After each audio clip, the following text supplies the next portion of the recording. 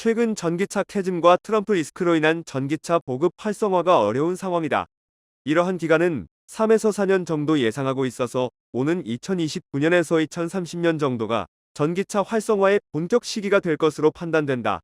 수년의 차이가 있으나 결국 전기차와 같은 무공해차의 필연성은 당연하다고 할 수 있다. 그러나 아직 전기차는 내연기관차 대비 약점이 많고 가성비가 약하여 활성화되기에는 해결 과제가 많은 과도기적 모델이라고 하겠다. 가격도 높고 배터리의 한계와 화재 가능성, 충전 인프라의 한계 등 아직은 해결 과제가 분명히 많기 때문이다. 그래서 순수 내연기관차보다는 배터리를 겸용하는 하이브리드 차가 당분간은 인기를 끌 것으로 판단되어 최고의 인기를 끌고 있는 상황이다. 동시에 중국은 전기차 캐즘이 없을 정도로 인기를 끌고 있어서 최근 전 세계 판매되는 전기차의 약 60%가 중국 내수 시장에 몰입되어 있다고 하겠다. 결국 전기차의 단점을 줄이면서 보급 촉진을 위하여 정부를 필두로 보조금을 주면서 보급 활성화에 여념이 없다고 하겠다. 전기차 보급은 일반 개인이 활성화하는 것도 중요하지만 정부 차원에서는 대량으로 보급할 수 있는 분야를 찾아서 집중도를 높이고 홍보 등에도 활용할 수 있어서 택배용이나 택시 등에 집중하는 이유도 있다고 하겠다. 이 중 택시 분야는 소비자가 직접 피부로 와닿는 영역이고 홍보 효과도 매우 커서 집중도가 가장 큰 영역이라 하겠다. 정부도 환경 개선 효과가 크고 대량으로 전기차를 보급하는 분야에 집중하고 있으나 지자체의 전기청소차는 준중형 전기트럭에 보조금 지급 대상이 안 되어 있어서 양산형 전기트럭을 보급하지 못하고 있는 상황이라 하겠다. 즉 지자체가 기다리고 있으나 환경부 보급 대상이 아니어서 국산 준중형 전기트럭 보급이 일선에서 못하고 있는 만큼 환경부의 보조금 지급 대상 지정이 극히 중요하다고 하겠다. 또 하나의 집중 보급 대상인 전기택시의 경우도 초기에는 보급이 어느 정도 진행되면서 활성화가 되었으나 현재는 정체되어 있는 상황이다. 이유는 바로 전기택시의 멀미 특성 때문이라 하겠다.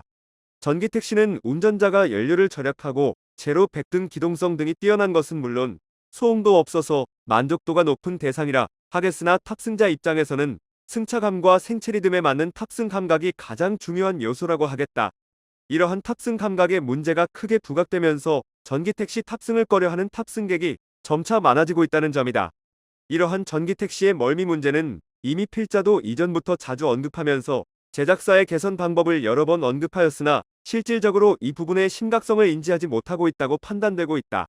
전기택시의 대량 공급에 관심이 있는 환경부나 지자체에서는 대량 보급의 문제점이 이러한 근본 문제인 것을 속히 인정하고 해결책을 찾아야 한다는 것이다.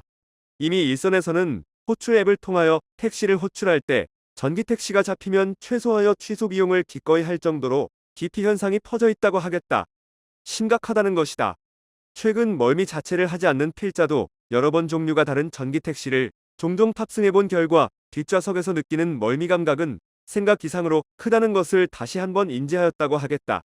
여기에 택시기사 운전자 2명 중 1명 이상이 고령자이어서 운전 감각이 둔감해지면서 거칠게 운전하는 경우가 많아서 더욱 전기택시의 울렁거림은 심각하게 누적되는 상황이다.